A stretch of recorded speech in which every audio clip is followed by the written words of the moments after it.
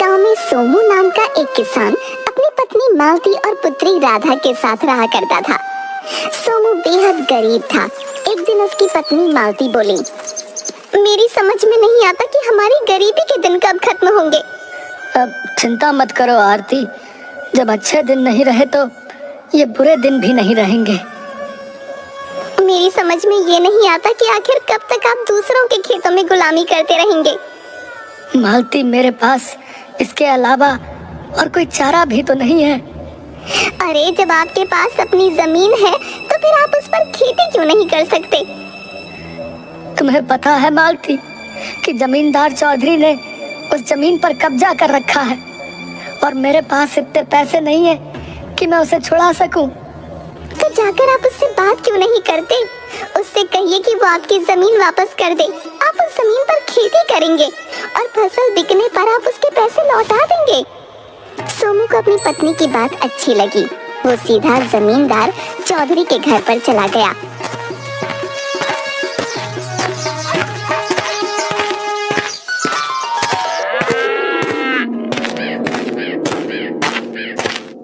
क्या बात है सोमू, क्या मेरे पैसों का इंतजाम हो गया है जो तुम मेरे घर पर आ गए? चौधरी साहब, पैसों का इंतजाम तो नहीं हुआ। और होगा भी क्यों? दूसरों के खेतों में काम करके तुम आखिर कितना कमा लेते होगे? मेरा ख्याल है तुम्हारे घर का खर्चा भी बड़ी मुश्किल से चल पाता होगा। चौधरी साहब, जब आप सब कुछ जानते ही हैं तो फिर आप मेरी मदद क्यों नहीं करते? तुम्हारी ही मदद की थी ना मैंने, तुम्हें पैसे देकर, मगर तुमने ब्याज चुकाना तो बहुत दूर की बात है, तुम तो मूल तक नहीं दे पाए। अब आप मुझे मेरी जमीन वापस कर दीजिए चौधरी साहब, मैं अपनी जमीन पर खेती करूंगा और फसल बिकने पर आपकी पाई पाई चुका दूंगा। तुम्हें मैं क्या मूर्ख दिखता हूँ, हैं? जब तक मुझे मेरे पैसे वापस नहीं मिल जाते तब तक मैं तुम्हें तुम्हारी जमीन वापस नहीं लौटा सकता। अब तुम जा सकते हो यहाँ से। सोमू उदास होकर जमींदार के घर से बाहर निकल आया और अपने घर की ओर जाने लगा कि तभी बाजार में उसे गांव का मुखिया मिल गया। अरे सोमू, तुम्हारे चेहरे पर ये उदासी कैसी भाई? और आज तुम मेरे खेत पर काम पर भी नहीं आए? सब कुछ सही तो है ना? अब आपको क्या बताऊं मुखिया जी, जमींदार चौधरी से अपनी जमीन वापस मांगने गया था, मगर उसने टका सा जवाब देकर मुझे वापस कर दिया। क्या तुमने उसके पैसे लौटा दिए? नहीं मुखिया जी, मैं उसे यही बताने के लिए गया था कि अगर वो मेरी जमीन मुझे वापस कर देता है तो मैं उस पर खेती करके फसल बिकने के बाद उसके सारे पैसे चुका दूंगा। सोमू, तुम जानते हो कि जब तक जमींदार को तुम उसके पैसे नहीं दोगे तब तक वो तुम्हारी जमीन नहीं लौटाएगा भाई। आप ठीक कहते हैं मुखिया जी, समझ में नहीं आता कि आखिर मैं पैसों का इंतजाम कहां से करूंगा। अब चिंता मत करो सोमू, ईश्वर पर भरोसा रखो, सब कुछ सही हो जाएगा। सोमू वहाँ से सीधा घर चला गया। घर जाकर उसकी पत्नी उससे बोली, आखिर वो अपने आप को समझता क्या है? तुम्हें अब मुखिया के खेतों में काम करने की कोई जरूरत नहीं। मेरी समझ में नहीं आता मालती, आखिर तुम चाहते क्या हो? सिर्फ मुखिया ही है जो मुझे अपने खेत पर काम करने देता है, समझी? और इसके बदले तुम्हें देता भी क्या है, सोचा तुमने? तुम आज से जंगल में लकड़ियां काटने जाओगे और वो लकड़ी बाजार में बेचोगे। इतना बोलकर मालती ने एक बड़ी कुल्हाड़ी सोमू को पकड़ा दी। दूसरों की गुलामी करने से तो यही बेहतर है। सोमू कुल्हाड़ी लेकर सीधा जंगल की ओर चला गया।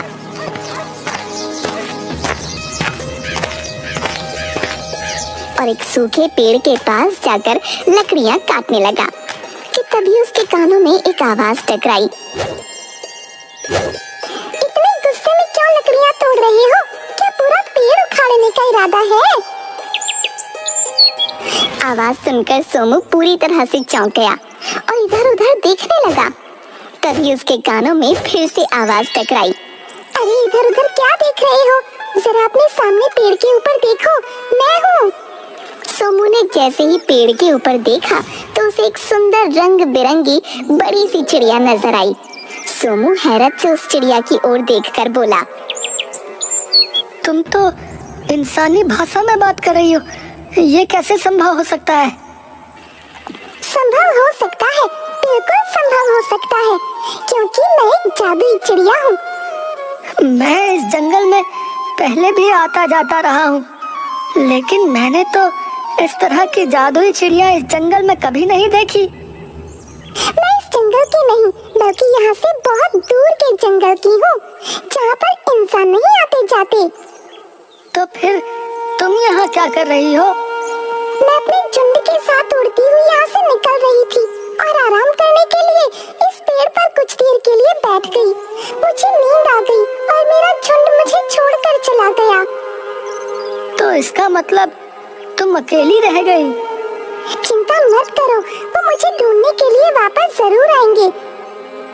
तब तक तुम क्या करोगी? तुम मुझसे दोस्ती कर लो और मुझे अपने घर ले चलो। तुम मेरा ख्याल रखो, बदले में मैं तुम्हारा ख्याल रखूंगी। और वो कैसे? पहले मुझे अपने घर तो ले चलो। इतना कहकर भी चिड़िया उड़ते हुए सोमू के कंधे पर बैठ गई। सोमू उस चिड़िया को लेकर सीधे अपने घर चला गया।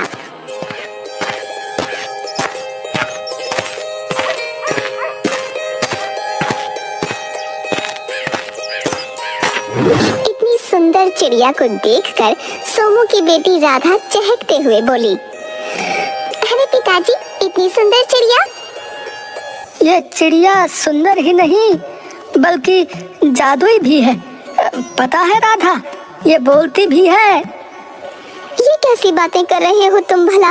चिड़िया इंसानी आवाज में कैसे बोल सकती है? तभी वो चिड़िया मालती के सामने बोल पड़ी। क्यों नहीं बोल सकती? जादुई चिड़िया सब कुछ कर सकती है। राधा और मालती बुरी तरह से हैरत में पड़ गईं और उसे गौर से देखने लगीं। मुझे इतने गौर से मत देखो, क्या मुझे नजर लगाने का इरादा है? नहीं नहीं, ऐसी कोई बात नहीं। तुम्हारे चेहरे पर उदासी क्यों है? जब से यहाँ आई हो तब से सबके चेहरे पर उदासी ही देख रही हो। अब तुम्हें क्या बताऊं जादुई चिड़िया, जो लोग गरीब होते हैं और जिनके पास धन नहीं होता, वो लोग उदास ही होते हैं। तो चिंता क्यों करती हो? तुम्हारी गरीबी दूर करने का हल है मेरे पास। जादुई चिड़िया की बात सुनकर सोमू बुरी तरह से चौंक पड़ा। क्या तुम वास्तव में हमारी गरीबी दूर कर सकती हो? तुमसे कहा तो है, मैं एक जादुई चिड़िया हूँ। तुम हमारी कैसे मदद कर सकती हो? मैं तुम्हें उस जगह का पता बता सकती हूँ जहाँ पर बहुत ढेर सारा धन गड़ा हुआ है। तो फिर देर किस बात की है जादुई चिड़िया, मुझे जल्दी से बताओ। तुम्हारे खेत में जो बहुत पुराना पीपल का पेड़ है, उस पेड़ के नीचे पुराने जमाने का प्राचीन खजाना गड़ा है। तुम रात के समय वहाँ जाकर उसे खोद कर निकाल लेना।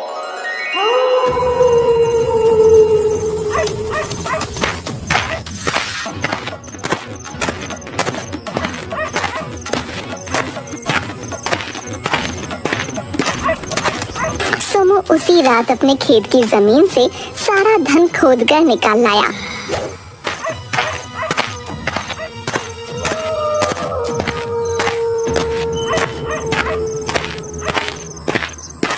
इतना ढेर सारा धन देखकर मालती की आंखों में एक अजीब सी चमक आ गई। इतना सारा धन तो मैंने अपने जीवन में कभी नहीं देखा। अब हमारे दुख के दिन समाप्त हो गए आरती। तभी वो जादुई चिड़िया सोमू के कंधे पर बैठकर बोली, अब तुम इस धन से अपनी गरीबी दूर कर सकते हो। कुछ ही दिनों में सोमू बहुत ज्यादा अमीर हो गया और जमींदार चौधरी के पास जाकर बोला,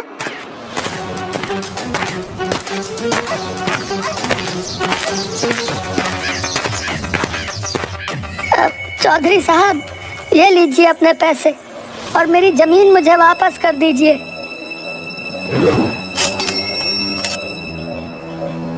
अरे सोमू, अरे भाई तुम खड़े क्यों हो? बैठो ना, मैं तुम्हारे लिए चाय बनवाता हूँ। चौधरी की बात सुनकर सोमू बुरी तरह से चौंक पड़ा। चौधरी साहब, आप मुझे अपने बराबर में बिठाएंगे? सोमू, अपनी बराबरी में बराबर वालों को ही बैठाया जाता है। अब तुम हमारी बराबरी के हो चुके हो। मैंने देखा तुम्हारा घर मुझसे भी अधिक सुंदर बन चुका है। इतना बोलकर चौधरी ने सोमू की जमीन के कागज लौटाते हुए कहा। सोमू, जब आदमी बहुत धनवान बन जाता है तब उसके अंदर शासन करने की भी इच्छा होती है। एक दिन ये इच्छा तुम्हें भी होगी, इसलिए तुम अभी से इस बारे में विचार करना शुरू कर दो। सोमू खुशी खुशी अपनी जमीन के कागज लेकर अपने घर आकर अपनी पत्नी से बोला।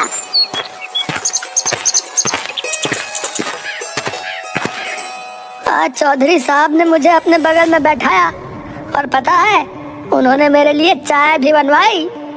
और तो और उन्होंने ये भी कहा कि जब आदमी के पास धन आ जाता है तो उसे शासन करने की इच्छा भी होती है।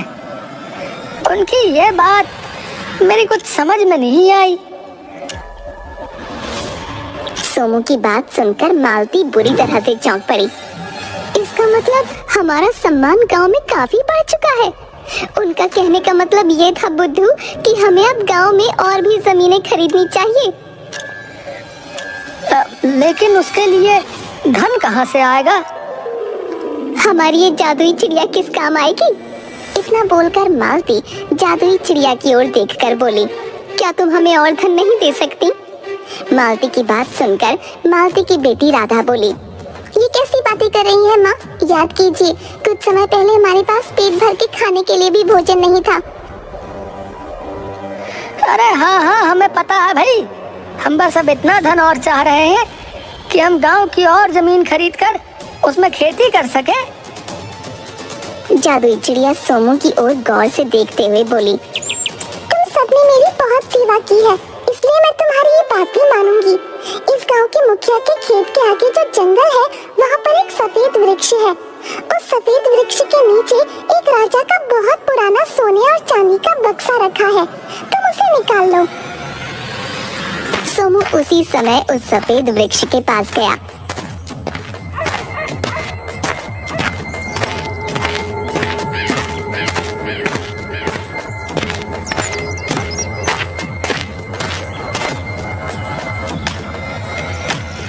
और वो बक्सा निकाल कर घर ले आया।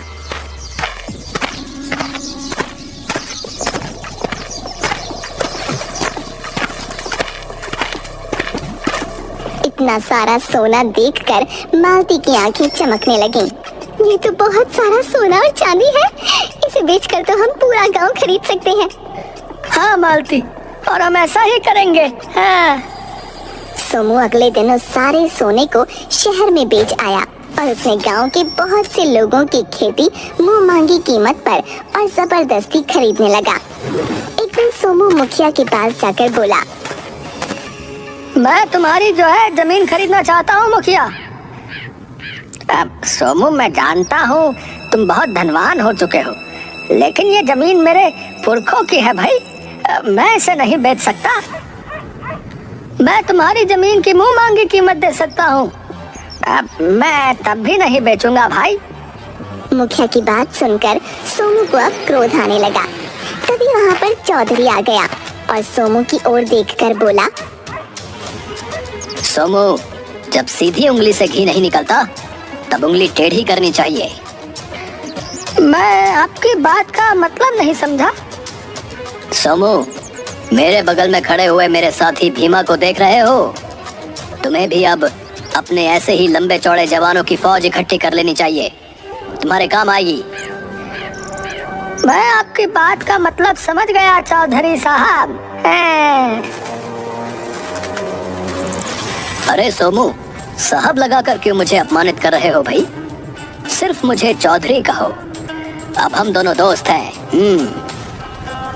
सोमू मुखिया की ओर देखकर बोला, मुखिया, कल अपनी जमीन के कागज तैयार रखना भाई। अगर तुमने सीधी तरह से मुझे अपनी जमीन नहीं दी तो फिर मत भूलो कि चौधरी अब मेरा दोस्त है। मैं तुम्हारी जमीन छीन भी सकता हूँ। इतना कहकर सोमू वहाँ से चला गया और मुखिया भी मुंह लटकाकर चला गया। चौधरी का साथी भीमा चौधरी की ओर देखकर बोला, मेरी कुछ समझ में नहीं आ रहा चौधरी साहब, आखिर आप सोमू की तरफ कैसे हो गए? आपको तो उससे जलन होनी चाहिए कि कल का ये भिखारी आज आपसे भी ऊंचा हो गया। तुम्हें क्या लगता है भीमा, क्या मेरे कलेजे में सांप नहीं लौटता? तो फिर इसका कोई उपाय कीजिए। उपाय कर दिया है भीमा। पहला कदम मैंने उसे अपनी बराबरी में बैठा कर उठा दिया था, दूसरा कदम मैंने अब उठा दिया है। तुमने शायद देखा नहीं, गांव वालों के दिलों में सोमू के खिलाफ नफरत बढ़ रही है और बगावत भी। लेकिन आखिर इसके पास इतना ढेर सारा धन आया कहां से? मुझे इस बात से कोई मतलब नहीं, मैं तो बस ये चाहता हूँ कि ये दोबारा भिखारी बन जाए। रहा सवाल धन का, तो मैं खानदानी अमीर हूँ, मुझे धन की इतनी कोई लालसा नहीं है। धन की लालसा सोमू जैसे गरीब भिखारी को होती है, जिन्होंने अपने जीवन में पहली बार धन देखा होता है। इधर सोमू क्रोधित होते हुए अपने घर चला गया और सारी घटना अपनी पत्नी को बताने लगा। मुखिया की हिम्मत कैसे हुई आपके आदेश को ठुकराने की, और आपको चौधरी के आदमियों की मदद लेने की भी कोई आवश्यकता नहीं, हमारे पास जादुई चिड़िया है। अब लेकिन वो कहीं नजर नहीं आ रही। छत पर राधा उसके साथ खेल रही है। चलो उस जादुई चिड़िया के पास जाकर अब उससे कुछ ऐसा मांगते हैं कि जिससे सारे गांव के लोग सिर्फ हमारी ही बात माने। चलो। सोमू अपनी पत्नी के साथ छत पर आ गया। वो जादुई चिड़िया से कुछ कहने ही वाला था कि तभी जादुई चिड़िया सोमू की ओर देखकर बोली, मैं जानती हूँ अब तुम मुझसे धन नहीं बल्कि कुछ और मांगना चाह रही हो। तुम्हें कैसे पता? क्योंकि मैं एक जादुई चिड़िया हूँ। तुम चाहती हो कि मुखिया खुशी खुशी अपनी जमीन तुम्हारे हवाले कर दे। जादुई चिड़िया की बात सुनकर राधा क्रोधित होते हुए अपने पिता की ओर देखते हुए बोली, पिताजी आप ऐसा सोच भी कैसे सकते हैं? बुरे वक्त में मुखिया चाचा ने हम सबकी मदद की थी। तुम बीच में मत बोलो बेटी, तुम्हें शायद अभी अंदाजा नहीं है कि जब व्यक्ति अमीर हो जाता है तो वो ये बात बिल्कुल भी बर्दाश्त नहीं करता कि कोई उसकी बात न माने, समझी? तो फिर इस तरह से तो चौधरी ने कुछ समय पहले जो आपकी जमीन पर कब्जा किया था वो भी सही था। हाँ वो सही था, उस वक्त हमारी समझ में नहीं आया, लेकिन अब हम चौधरी को समझ गए हैं। और मत भूलो राधा, अब चौधरी तुम्हारे पिताजी का दोस्त है। चौधरी आपका दोस्त नहीं बल्कि आपका दुश्मन है। उसने आपके दिमाग में लालच का बीज कब बो दिया आपको भी पता नहीं चला पिताजी। और सच तो ये है कि आप दोनों दौलत को देखकर लालच में अंधे हो चुके हो। शायद इसीलिए आप दोनों को भगवान ने गरीब बनाया था। राधा ने इतना कहा ही था कि तभी रंग बिरंगी चिड़ियों का झुंड उड़ता हुआ छत की ओर मंडराने लगा। जादुई चिड़िया राधा की ओर देखकर बोली, मेरे साथी मुझे लेने के लिए आ चुके हैं राधा, अब मैं कोई आखिरी इच्छा ही पूरी कर सकती हूँ। अब तक मैंने तुम्हारे माता पिता की इच्छाओं को पूरा किया, मैं चाहती हूँ कि अब तुम कोई इच्छा करो जिसे मैं पूरा करूँ। मैं चाहती हूँ कि हम सब फिर से गरीब हो जाएं। हमारे पास बस इतना धन और इतनी जमीन हो कि जिस पर मेहनत से खेती करके 2 वक्त की रोटी कमाई जा सके। और मैं ये भी चाहती हूँ कि चौधरी जैसे अत्याचारी और बहकाने वाले व्यक्ति गरीब हो जाएं, ताकि वो फिर से किसी दूसरे के दिल में लालच पैदा न कर सके। मुझे तुम पर गर्व है राधा, ऐसा ही होगा। इतना कहकर जादुई चिड़िया अपने झुंड के साथ वहाँ से उड़ती हुई चली गई।